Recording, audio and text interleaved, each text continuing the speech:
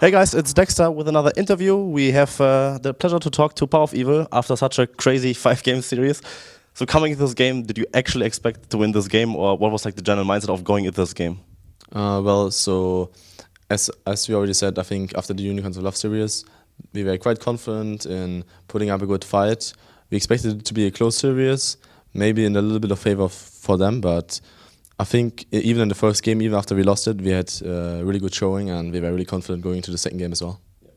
So game 4, I think xPeke subbed in for you and kind of turned the game around. So what was like the decision like going into this game 4? Like you just say, hey, so we are one game away of actually losing this game, so we take in xPeke, and then you swap another time and you come in the 5th game and you win it. Like what's like the thought process from a team perspective behind that decision? So before the 4th game, so after the 3rd game we lost, it has a lot of different reasons. I would say, first of all, the surprise factor, changing up the mid laner middle of the series is giving you the edge.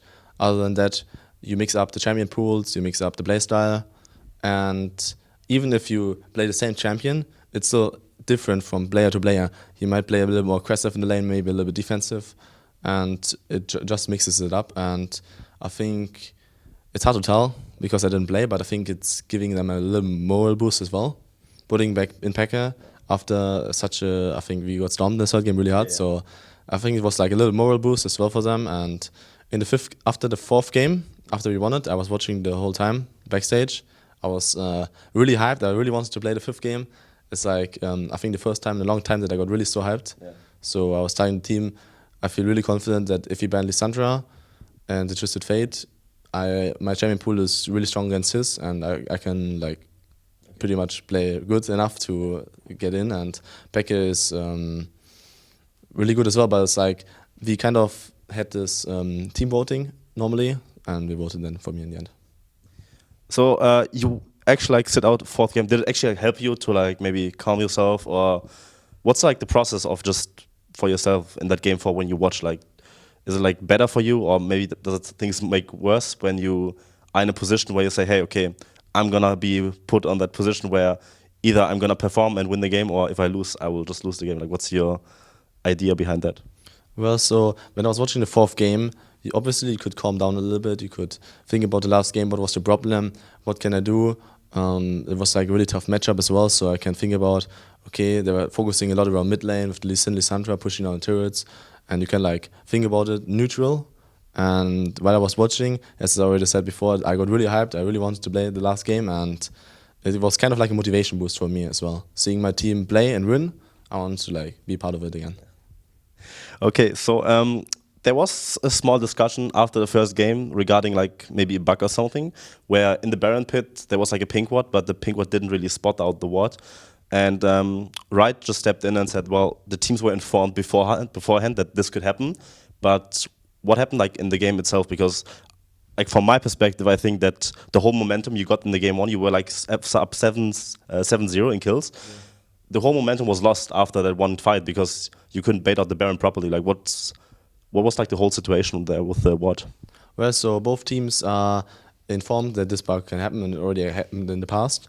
And from what I know, I don't want to say anything wrong, but from what I know is that Wright is going to pause the game if the ping ward doesn't spot the ward, and they tell the team who has the like advantage or who has the ping ward that there's a ward, and they should like just sweep it or place another ping ward.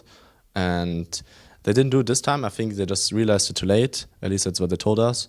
And yeah, from a player point of perspective, in the game we didn't know about it, and we just thought we fucked up the Baron, and we were like, okay, what's the next step? And I think if we played it properly afterwards, we could have still won. But as you already said, the momentum and this huge lead was kind of lost. And then afterwards, at some point, they had just a better scaling, and we lost in the end. Okay. So last question is, I bet against you guys. I didn't think that H2K is, like you said, if you overcome your mistakes from the Unicorns Law of Love game, you might win the game. Mm-hmm. You did. You had a pretty good series. What's like go into the finals? Like, do you want to face Fnatic for like that storyline, or do you think that maybe G2 is like easier to beat? Like, what's your take on the final now that you actually beat H2K? Well, so I would actually like to face Fnatic in the finals. we played them a lot in scrims, and we have really good experience against them. So I think it would obviously Fnatic has the same. We scrimmed them a lot, so they will have the same experience against us. But I feel more confident going in against the team. We already scrimmed, we already know the champion pools, and we just know how they play and how to counter it. And other than that, as you said already, the storyline is really cool. Last time Origin against Fnatic won, so maybe I can get a revenge for them. And I lost last season against Fnatic as well, once in the finals, so I want to get my revenge as well. All right, he wants to get his revenge. Best of luck to you in the playoffs, and very good game today. Congrats. And if you want to check out more interviews, we have them covered at thescoreesports.com. Make sure to check them out, and see you guys next time.